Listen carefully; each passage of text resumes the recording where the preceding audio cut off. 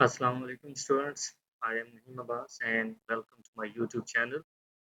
Today we are going to discuss a very important topic of chapter number 8, diversity among the plants. And the topic is the life cycle of angiosperm. ये वाला topic most of the time जो है वो board के paper में long question में पूछा जाता है और बहुत सारे बच्चे जो है वो इस डायग्राम के अंदर कंफ्यूज होते हैं। तो आज हम लोग जो है वो लाइफ साइकिल ऑफ एंजियोस्पर्म को डिटेल के साथ डिस्कस करेंगे। तो सबसे पहले ये जो हमारे पास है डायग्राम है फ्लावर की डायग्राम है। इस फ्लावर का ये जो आउटर मोस्ट पार्ट है ये क्या कहलाती हैं? सेपल्स कहलाती हैं।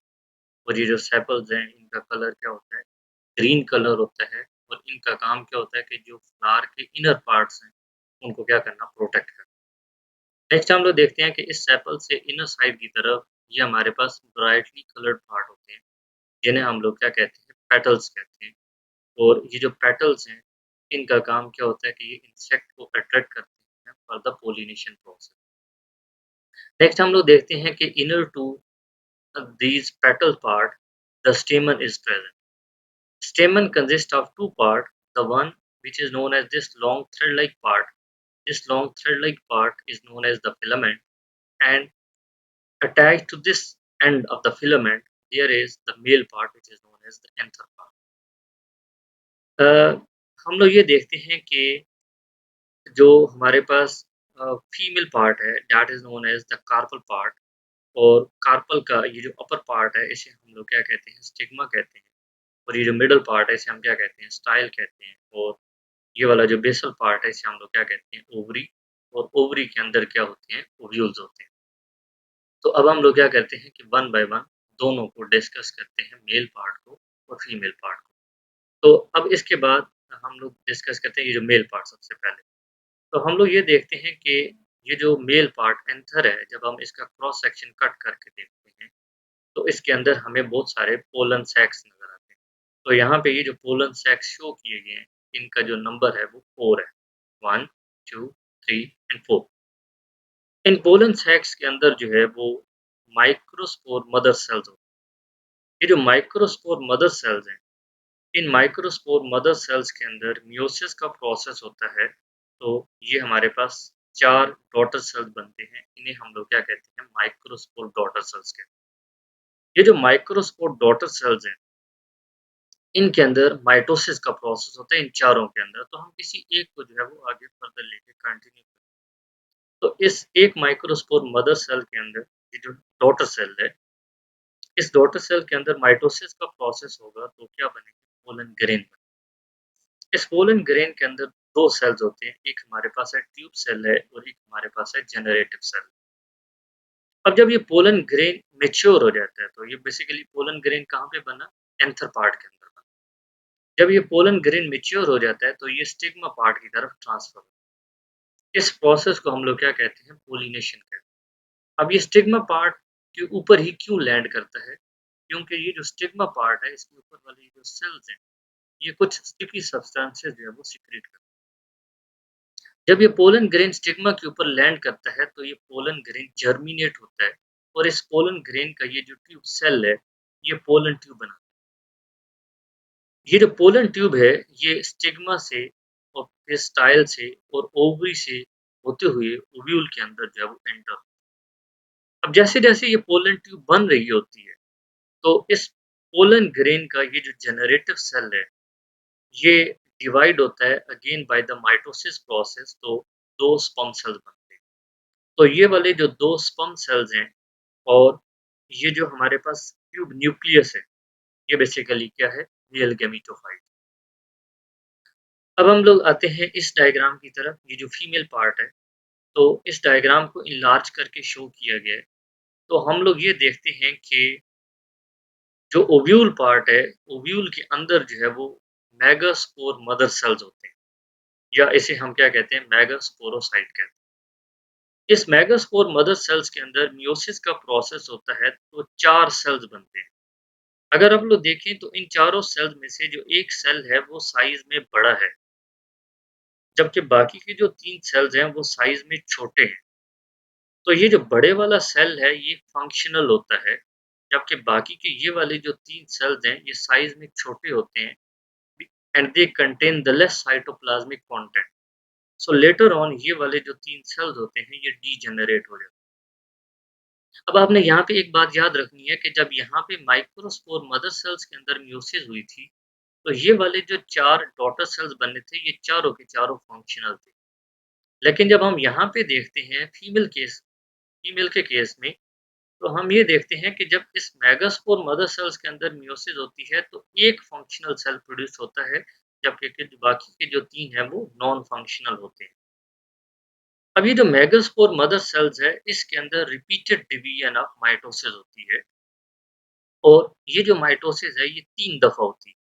मतलब जब एक दफ़ा माइटोसिस होगी तो 2 सेल बनेंगे, जब दूसरी दफ़ा माइटोसिस होगी तो 4 सेल बनेंगे, फिर तीसरी दफ़ा जब माइटोसिस होगी तो 8 सेल बनेंगे।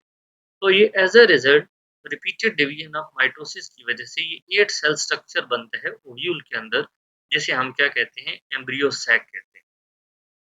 इस एम्ब्रियो सैक की ये वाली जो ओपनिंग है, इस ओपनिंग को हम लोग क्या कहते हैं माइक्रोपाइल कहते हैं। ये वही वाली ओपनिंग होती है जिस ओपनिंग के थ्रू पोलन ट्यूब एंटर होती है। अब यहाँ पे कुछ सेल्स हैं, इनकी लोकेशन आपने अंडरस्टैंड करनी है और इनके फंक्शन जो है वो आपने अंडरस्टैंड करने हैं। इस माइक्रोपाइल के बिल्कुल सामने वाला जो सेंटर में सेल होता है, इसे हम क्या कहते हैं एग सेल कहते हैं। और इस एग सेल के ही जो साइड पे ये वाले जो 2 सेल्स हैं, इन्हें हम क्या कहते हैं साइनर्जिड्स कहते हैं। ये जो साइनर्जिड्स होते हैं, ये हेल्पिंग सेल्स होते हैं और इनका काम क्या होता है कि they basically help in the process of fertilization. और जब फर्टिलाइजेशन हो जाती है, तो ये जो साइनर्जिड्स हैं, ये डीजेनरेट हो जाते हैं। हम लोग ये देखते हैं कि इस माइक्रोपाइल के एग्ज़ैक्टली ऑपोज़िट एंड के ऊपर ये वाले जो 3 सेल्स हैं, ये एंटीपोडल्स कहलाते हैं और ये जो एंटीपोडल्स हैं, ये भी नॉन फंक्शनल होते हैं, लेटर ऑन डीजेनरेट कर देते हैं। हम ये देखते हैं कि इस एम्ब्रियो सैक के सेंटर में हमारे पास 2 न्यूक्लियाई होते हैं, इन्हें हम लोग क्या कहते हैं पोलर न्यूक्लियाई कहते हैं। तो ये वाला जो स्ट्रक्चर जो बना है एम्ब्रियो सैक जिसके अंदर एक एग सेल और ये वाले जो एसोसिएटेड स्ट्रक्चर जिसके अंदर साइनर्जिड्स आ जाते हैं, एंटीपोडल्स आ जाते हैं, पोलर न्यूक्लियाई, तो ये हमारे पास कौन-सी गैमेटोफाइट है? Female gametophyte. मेल गैमेटोफाइट कौन-सी थी? Two sperm cells and the tube nucleus was the male gametophyte, and the egg cells and the associated structures are known as the female gametophyte. अब हम लोग ये देखते हैं कि ये पोलन ट्यूब जैसे-जैसे बंद होती है और पोलन ट्यूब जब इस माइक्रोपाइल के थ्रू एंटर होती है, तो ये पोलन ट्यूब क्या कर जाती है रप्चर कर देती है। तो ये जो 2 स्पर्म सेल्स पोलन ट्यूब के अंदर थे, वो क्या हो जाते हैं इस एम्ब्रियो सैक के अंदर रिलीज़ हो जाते हैं। अब इसमें से जो एक स्पर्म सेल है, वो इस एक एग सेल के साथ फर्टिलाइज़ करता है। तो जैसे ही पहली फर्टिलाइज़ेशन हो जाती है, तो ये वाले जो सेंटर में जो 2 पोलर न्यूक्लियाई थे, ये दोनों पोलर न्यूक्लियाई क्या कर जाते हैं, फ्यूज़ कर जाते हैं, तो इसे हम कहते हैं फ्यूज़्ड न्यूक्लियाई कहते हैं। तो वो जो दूसरा स्पर्म था, वो इस फ्यूज़्ड न्यूक्लियाई के साथ क्या करता है, फ्यूज़ करता है। अब देखिए यहाँ पे 2 तरह की 2 फर्टिलाइज़ेशन हो रही है।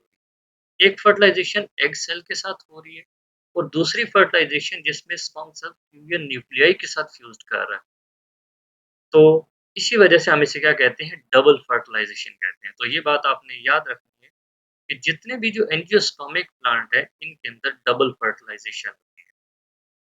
अब जब फर्टिलाइज़ेशन हो जाएगी तो ज़ाइगोट जो होगा वो चेंज हो जाएगा, एम्ब्रियो के अंदर चेंज हो जाएगा और जो एंडोस्पर्म न्यूक्लियाई जो बना, एंडोस्पर्म न्यूक्लियाई कैसे बनेगा कि जब वो जो सेकंड स्पर्म है, वो सेकंड स्पर्म इस फ्यूजन न्यूक्लियाई के साथ जब फ्यूज़ करेगा, तो एंडोस्पर्म न्यूक्लियाई बनेगा और एंडोस्पर्म न्यूक्लियाई जो है वो चेंज हो जाएगा एंडोस्पर्म टिश्यू के अंदर। एंडोस्पर्म टिश्यू के अंदर 3 सेट्स ऑफ क्रोमोसोम्स होंगे। एक जो सेट होगा वो स्पर्म सेल से आएगा और जो बाकी के जो 2 सेट थे वो फ्यूजन न्यूक्लियाई से। तो जब फर्टिलाइज़ेशन हो जाती है, तो उसके बाद जो ओव्यूल होता है वो सीड के अंदर चेंज हो जाता है और जो ओवरी होती है वो किसके अंदर चेंज हो जाती है? फ्रूट के अंदर चेंज हो जाती है। तो इस डायग्राम के अंदर बेसिकली सीड के जो पार्ट्स हैं वो शो किए गए हैं। तो यहाँ पे हम लोग देखते हैं कि इस सीड का जो आउटर मोस्ट पार्ट है इसे हम क्या कहते हैं सीड कोट कहते हैं और इससे इनर वाली साइड की तरफ ये वाला जो हमें पार्ट नजर आ रहा है this white portion is known as the endosperm और बेसिकली जो एंडोस्पर्म है इसके अंदर फूड स्टोर होती है फॉर द डेवलपिंग एम्ब्रियो। और ये वाला जो हमारे पास पार्ट है, this part is known as embryo. अब नेक्स्ट ये शो किया गया कि जब ये सीड आप दोबारा जो है वो ज़मीन के अंदर लगा देते हो, तो वो सीड क्या करता है, जर्मिनेट करता है। और जब सीड जर्मिनेट करता है, तो उससे क्या बनता है, एक नया प्लांट बनता है और फिर उस नए प्लांट के ऊपर जो है वो वेजिटेटिव पार्ट्स और रिप्रोडक्टिव पार्ट्स लगते हैं। और फिर ये रिप्रोडक्टिव पार्ट जो फ्लावर्स हैं, इसके अंदर मेल और फीमेल पार्ट प्रोड्यूस होता है और ये लाइफ साइकिल जो है वो अगेन दोबारा जो है वो continue. So this was all about for today. अब अगर किसी बच्चे को इसमें कोई कन्फ्यूजन हुई, तो आप लोग जो है वो कमेंट सेक्शन के अंदर जो है वो पूछ सकते हो। And thank you so much.